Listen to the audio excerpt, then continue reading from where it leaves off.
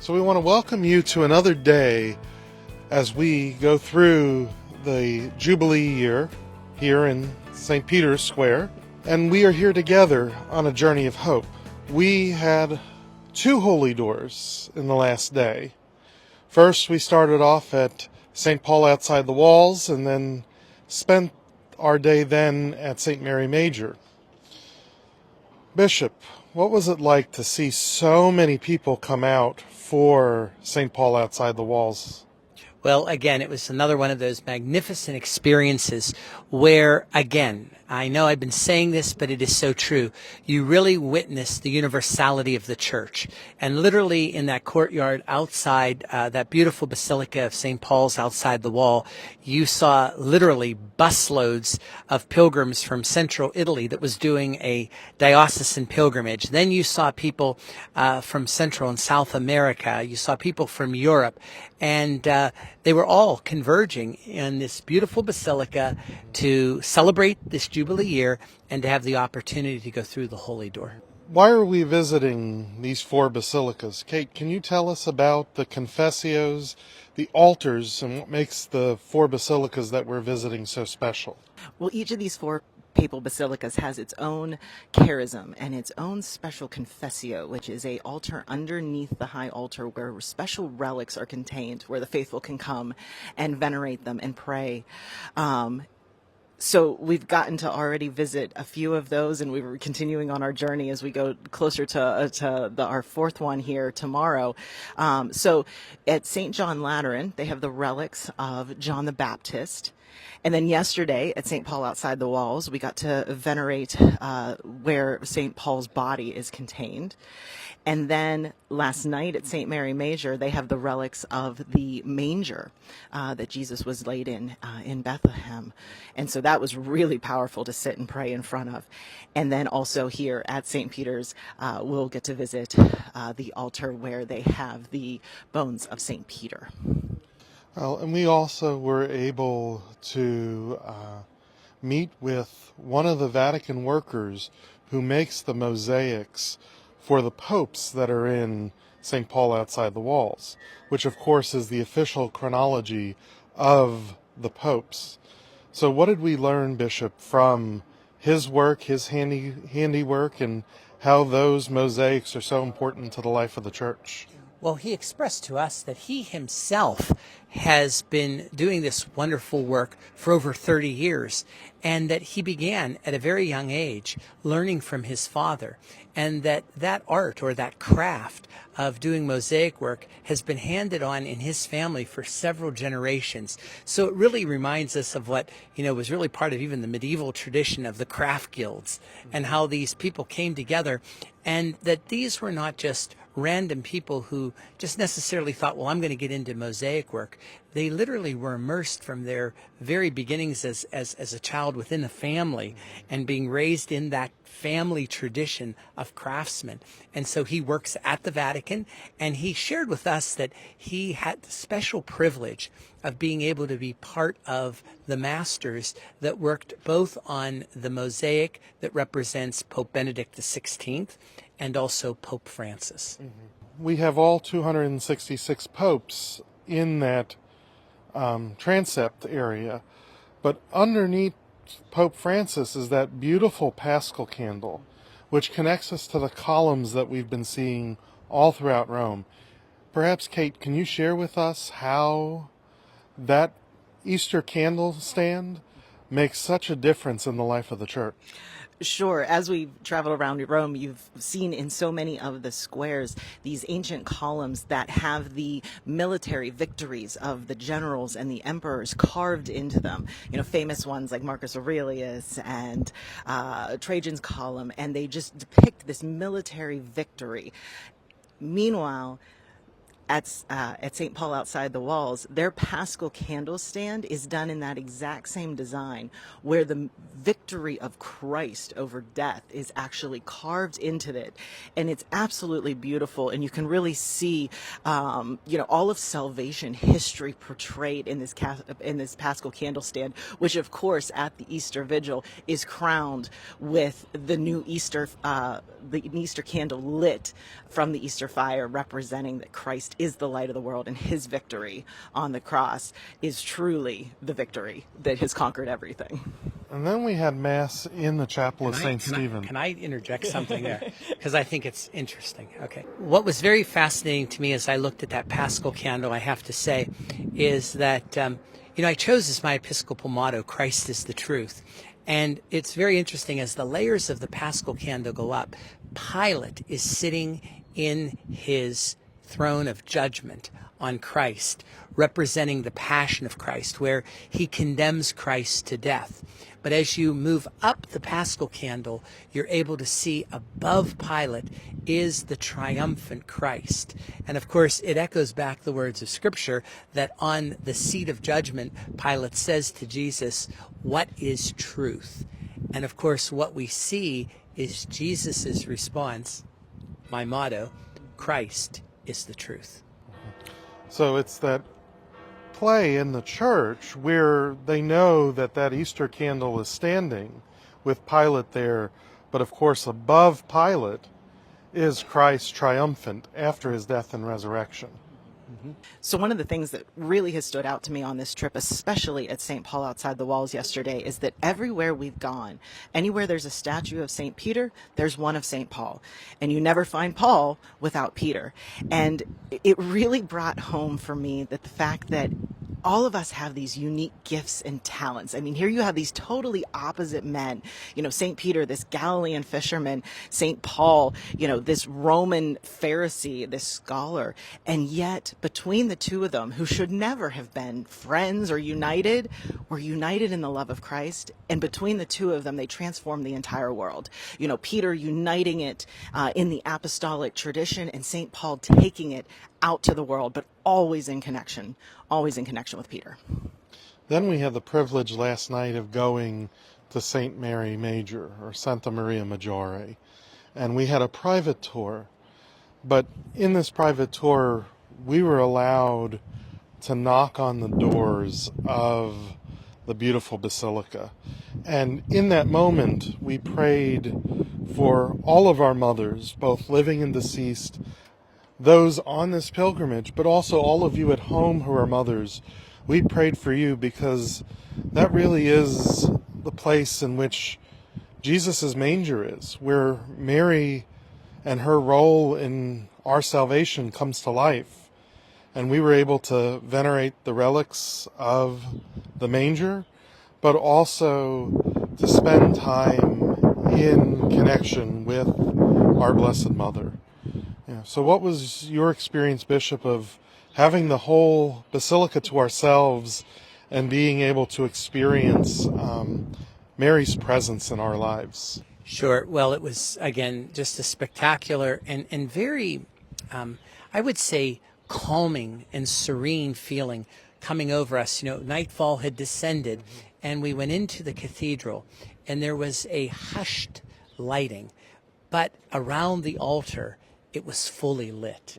And I thought the symbolism of Christ the light and this altar dedicated to the Blessed Mother, under which the manger of Christ rests, and the opportunity to go down the stairs and to spend time in prayer in front of that manger.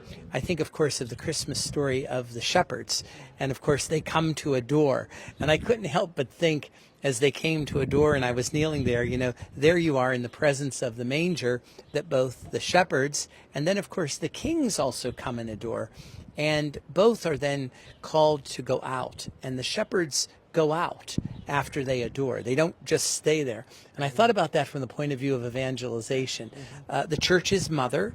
Mary is our mother. She gives us her son. She calls us to herself. But like she did with her son, she gives him and us back to the world.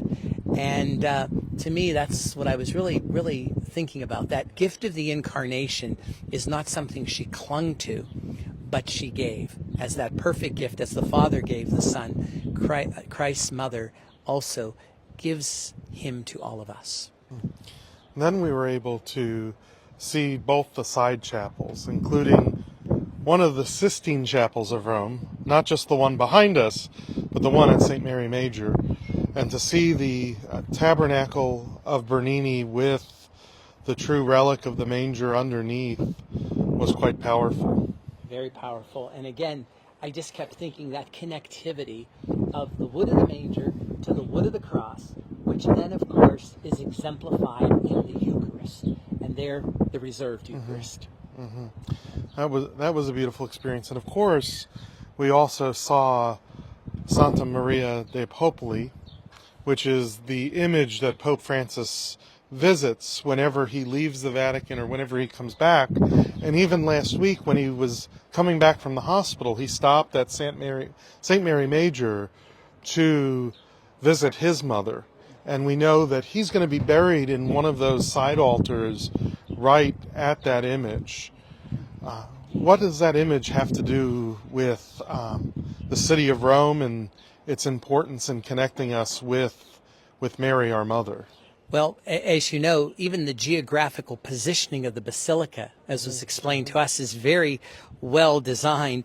That you have, in one sense, the Great Church of the Holy Sepulchre, which shows us of Christ's Passion, Mary Major, the Incarnation, and then you head towards John Lateran, which of course is the resurrection, and how all of that ties together. And Mary is in the center, receiving her Son at the Passion, but then also seeing him in the glory of the resurrection. But I loved in that chapel, when we got there, the icon of the Blessed Mother was closed. And they told the traditions that the basilica, like many basilicas and cathedrals in Europe, have a group of clerics called the canons. And their primary role is to pray the Liturgy of the Hours throughout the day in those beautiful historic churches. Pray for the intentions of all the people.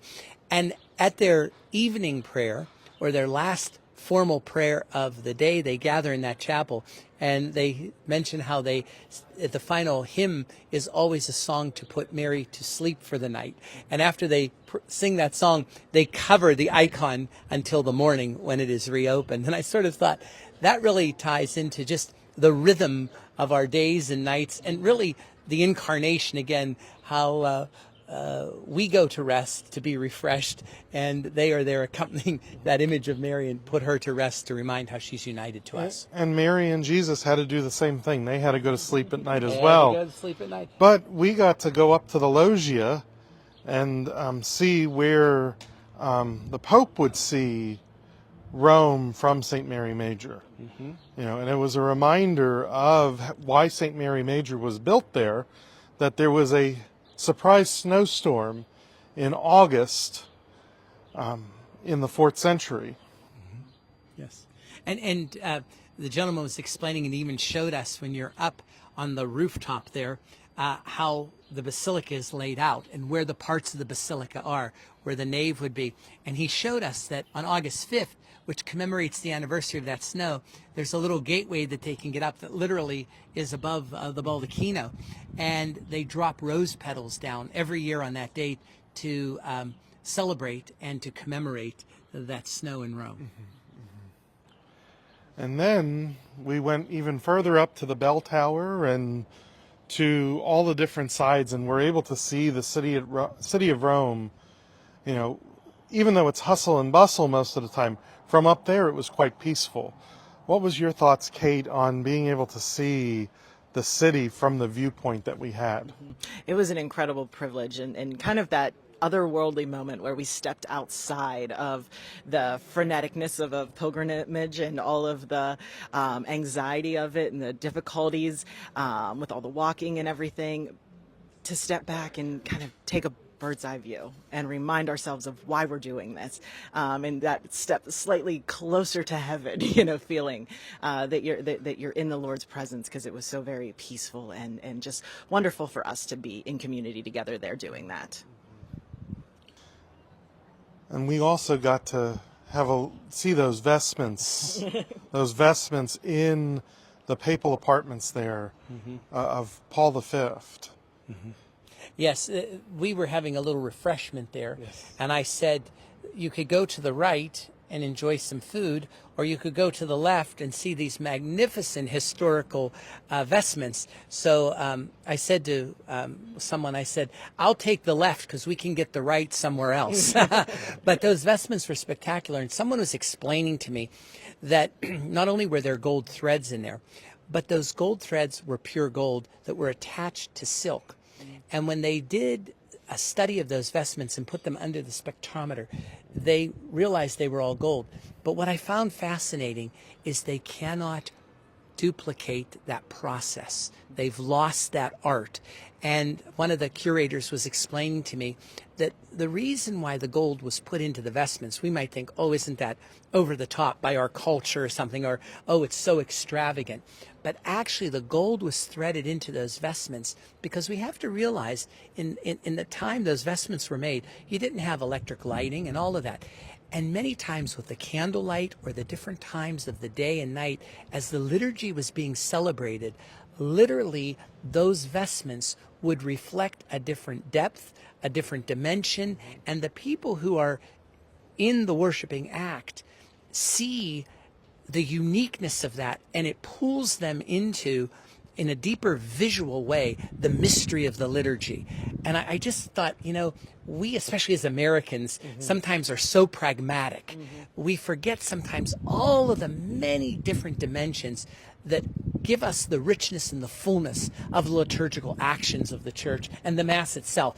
And, in a modern age, it might be real quick to pass by that, but we really see how that was part of the whole liturgical experience.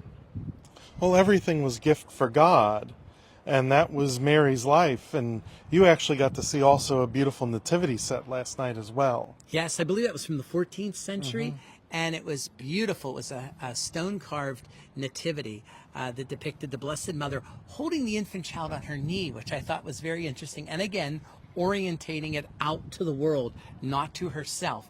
Joseph behind, very humbly, and as the guardian protector. And I loved the ox and the donkey. They were sort of juxtaposed more in a head position, and then the kings adoring. Really interesting. So we had quite a full day yesterday. Yeah. But in all of the places we prayed for you, and we invite you to continue to send your prayer intentions to us at petitions@dioceseofgreensburg.org. We also invite you to share your questions with us.